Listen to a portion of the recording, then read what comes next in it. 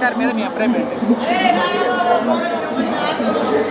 అంటే ఆయన కూడా ఉన్నారు కూటమిలో. ఎలా ఉంది పవన్ కళ్యాణ్ గారి పనితీరు? బాగానే ఉపయోగపడుతున్నారు.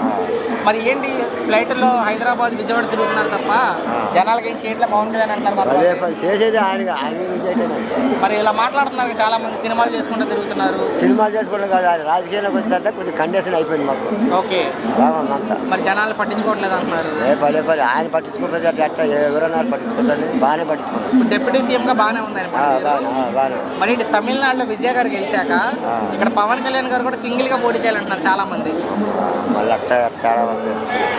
అదే నా ప్రశ్న, ఒకవేళ సింగిల్ గా పోటీ చేస్తే ఎలా ఉంటుంది పవన్ కళ్యాణ్? సింగిల్ గా పోటీ చేస్తే మళ్ళీ తేడా వద్ద మళ్ళీ ఎందుకు అక్కడ విజయ్ గారు గెలిచినప్పుడు ఇక్కడ పవన్ గారు ఎందుకు గెలవలేరు అనుకుంటున్నారు? అది గెలుస్తుంది గ్యారంటీ అసలు.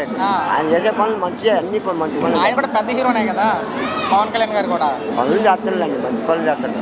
ఇప్పుడు వచ్చాక బాగానే ఉపయోగపడుతున్నారా ప్రజలకి? భవిష్యత్తులో ముఖ్యమంత్రి అవుతారా పవన్ కళ్యాణ్ గారు? కాబోయే భవిష్యత్తులో అవుతారు.